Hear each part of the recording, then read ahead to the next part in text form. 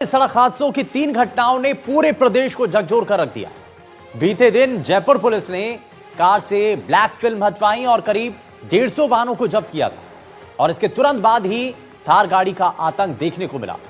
पूरे शहर में रेड कलर की थार ने ऐसा कोहराम मचाया कि करीब आधा दर्जन गाड़ियों को टक्कर मारी और इसमें एक शख्स की जान भी चली गई।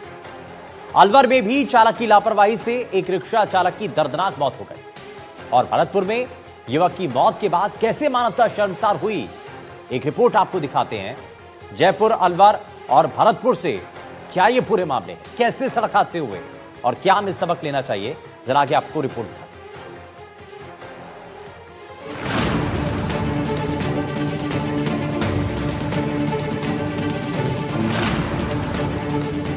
जयपुर पुलिस ब्लैक स्कॉर्पियो और थार गाड़ियों के खिलाफ ताबड़तोड़ कार्रवाई कर रही है। पुलिस की माने तो थार गाड़ियां सड़कों पर स्टंटबाजी करते हुए अपना कहर मचाती हैं। पुलिस क्यों इन थार गाड़ियों पर अपना डंडा चला रही है, इसकी बानगी राजधानी जयपुर शहर में देखने को तब मिली जब एक रेड कलर की थार गाड़ी सड़क पर काल बनकर दौड़ी। इस थार गाड़ी ने ऐसा कहर बरपाया कि पूरे शहर में कोहराम मच गया।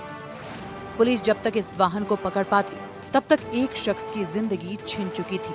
सड़कों पर भारी भीड़ भाड़ के बीच स्टंटबाजी दिखाने वाली 200 थार गाड़ियों को पुलिस ने एक ही दिन में जब्त कर लिया था। लेकिन चंद घंटे बाद ही पुलिस की कार्रवाइयों को चैलेंज करते हुए तेज रफ्तार एक रेड कलर की थार गाड़ी ने रफ्तार का कहर दिखाया और एक महिला समेत आधा दर्जन गाड़ियों को टक्कर मारी। घटना ज्योति नगर थाना इलाके के विधानसभा के पास स्थित IBS हॉस्पिटल के टी पॉइंट पर हुई है। थार गाड़ी की स्पीड इतनी तेज थी कि स्कूटी पर सवार एक युवक और महिला को घसीटते हुए करीब 50 फीट तक ले गई। हादसे के बाद थार चालक तेज स्पीड में गाड़ी को दौड़ाते हुए फरार हो गया। सूचना मिलने के बाद ज्योति नगर थाना पुलिस की टीम मौके पर पहुंची। लहूलुहान हालत में एक्टिवा कार सवार युवक और महिला को अस्पताल में भर्ती करवाया गया। इलाज के दौरान एक्टिवा कार सवार युवक की मौत हो गई, वहीं महिला के पैर में फ्रैक्चर हो गया। जयपुर में एक बार फिर से थार गाड़ी का आतंक देखने को मिला है और हिट एंड रन का बड़ा मामला सामने आया है। विधानसभा और SMS स्टेडियम के ठीक पास में IBS हॉस्पिटल है, यहाँ पर यह घटनाक्रम हुआ है और ये जो आप रोड पर देखेंगे जो थार गाड़ी है उसके टायर के निशान आप यहाँ पर जो है वो साफ तौर पर देख सकते हैं कि सामने से वो जो थार गाड़ी है वो आया था, जो थार चालक है वो सामने से आया था और उस रोड से वो आया था। उसकी स्पीड जो है वो लगभग 150 की स्पीड थी और विधानसभा के ठीक पास में SMS स्टेडियम के ठीक पास ने उसने कई गाड़ियों को टक्कर मारी। फिर रोड पर जब वो आया तो फिर यहाँ पर एक एक्टिवा से एक युवक युवती जा रहे थे, उसको उसने चपेट में ले लिया और वहाँ उसने युवक को अपने चपेट में लिया। फिर उसके बाद वो उसको घसीटता हुआ यहाँ तक लेकर आ गया और सामने दीवार के पास ले जाकर वो युवक के उसको घसीटता हुआ ले गया, यानी कि वो ब्रेक लगा था तो शायद उसकी जान जो है वो बच सकती थी। हादसे का शिकार मृतक युवक का नाम पारस व्यास उर्फ केशव अपनी बुआ के साथ वो घर जा रहा था। उसी वक्त थार गाड़ी ने दोनों को अपनी चपेट में ले लिया। एक्सीडेंट का ये पूरा वीडियो पास ही मौजूद एक हॉस्पिटल के बाहर लगे हुए CCTV कैमरे में कैद हो गया। CCTV में थार की स्पीड काफी तेज नजर आ रही थी। यही नहीं, थार गाड़ी ने एक्टिवा को टक्कर मारने के बाद कई अन्य गाड़ियों को भी टक्कर मारी। पुलिस ने CCTV फुटेज के आधार पर थार चालक की तलाश शुरू की। थार गाड़ी खोह नागोरियान इलाके के CBI फाटक के पास रहने वाले प्रिया चौधरी की बताई जा रही है। पुलिस ने थार गाड़ी को जब्त कर लिया है। पारस व्यास नाम का कोई लड़का था जिसकी एज 23 साल की थी और अपनी बुआ नंदिनी के साथ स्कूटी पे जा रहा था। रात को 10:15 बजे का टाइम था। कोई थार वाला आया था, थार वाले ने टक्कर मारी, दोनों का एक्सीडेंट हो गया। लड़के को हॉस्पिटल पहुंचाया गया और जो लड़की है उसके पैर फ्रैक्चर हो गए, लड़के की डेथ हो गई है। जो थार गाड़ी जिसने टक्कर मारी उसको ट्रेस कर लिया गया है, जल्दी उसको पकड़ लेंगे। बहुत ज्यादा स्पीड थी थार? हाँ, बहुत ज्यादा स्पीड बताई जा रही है। और किसी को भी लगातार टक्कर मारते नहीं, अभी उसको स्कूटी को ही टक्कर मारी, उसके अलावा 2 गाड़ियाँ और भी हैं उनके साथ, दोनों गाड़ियों को भी टक्कर लगी है। शराब की भी जानकारी हो सकती है?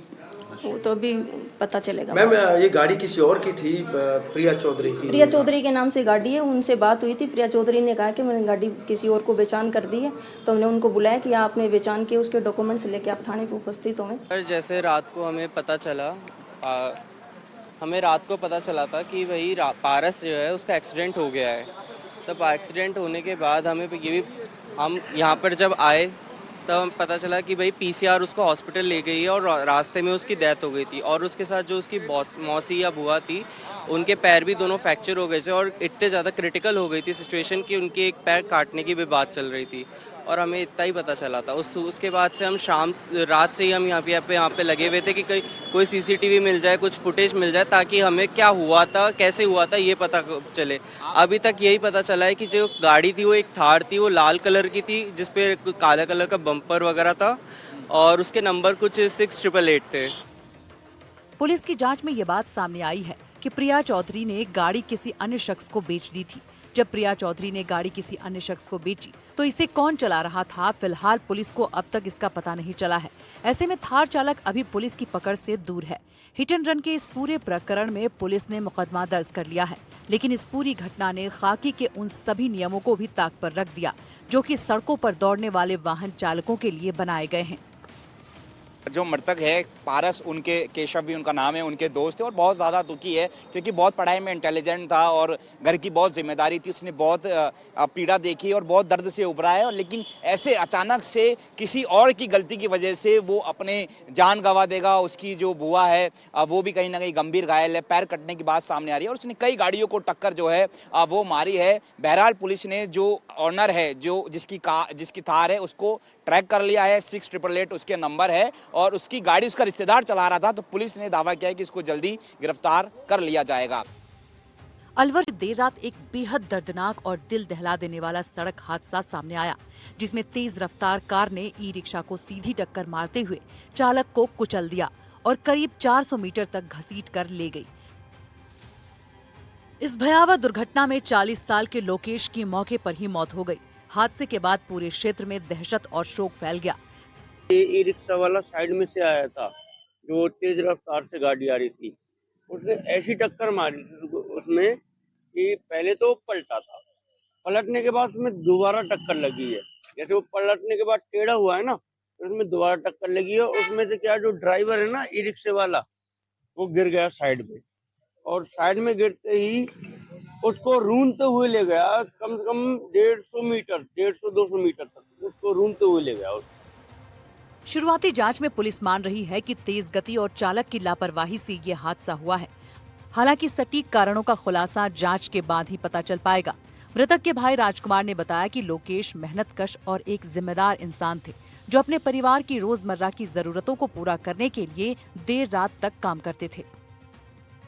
रात को करीब 12 बजे करीब उसका रिक्शा लेके गया था उसको सवारी छोड़ने, तो स्कीमतों के पास में से आ रहा था। रात को फिर एक कार ने एक्सीडेंट मार दिया और एक्सीडेंट होने के बाद उसकी बॉडी जो है हमको बहुत दूर आगे बताई जा रही है, तो भगत सिंह के पास में उसकी बॉडी मिली थी, जिसको लेकर के हॉस्पिटल आए थे। कार वाला घसीटा ले गया क्या? हाँ, कार वाले ने काफी लंबा उसको घसीटा है, 300-400 मीटर तकरीबन, और फिर क्या बोलते हैं उसको, हॉस्पिटल में आते ही उसने दम तोड़ दिया। अचानक हुए इस हादसे ने परिवार को गहरे सदमे में डाल दिया है।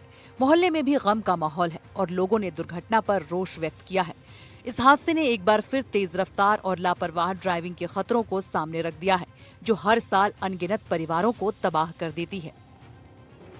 अब बात करते हैं भरतपुर जिले की, जहां से मानवता को शर्मसार कर देने वाली एक बेहद दर्दनाक तस्वीर सामने आई है।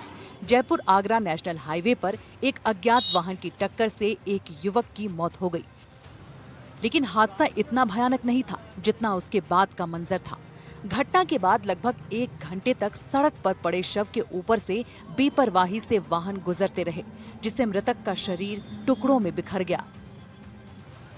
इस दौरान ना तो किसी राहगीर ने रुकने की जहमत उठाई और ना ही समय रहते पुलिस को सूचना दी।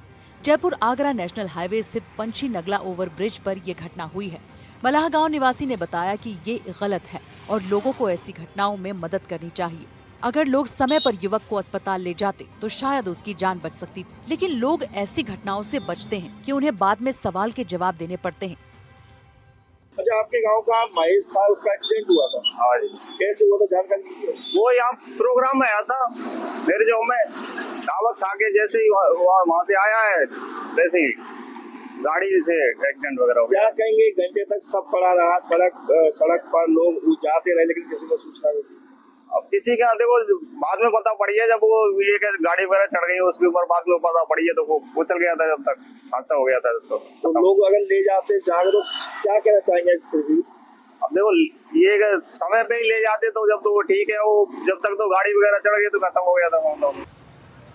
एडवोकेट राजेश चौरसिया ने बताया कि लोगों के अंदर अब मानवता बची ही नहीं है। कोई भी हादसा हो जाता है तो लोग वीडियो बनाने लग जाते हैं। अगर एक्सीडेंट के बाद किसी घायल व्यक्ति को अस्पताल पहुंचाएं तो जान भी बच सकती है और सरकार की तरफ से इनाम भी दिया जाता है, लेकिन पता नहीं क्यों लोग मदद करने से डरते हैं। मैं ग्राम खोकर का रहने वाला हूँ। सर क्या कहेंगे, अभी एक्सीडेंट हुआ था। मैं तो यही कह रहा हूँ कि बाय द वे कोई एक्सीडेंट हो जाता है, कोई दुर्घटना हो जाती है तो लोगों का ये फर्ज है कि उसको उठाएं तुरंत।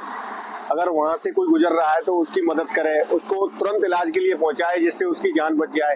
लेकिन आजकल क्या है, लोग कोई मानवता रही नहीं है, सीधे देख के चले जाते हैं, बहुत सी वीडियो बनाने में लग जाते हैं।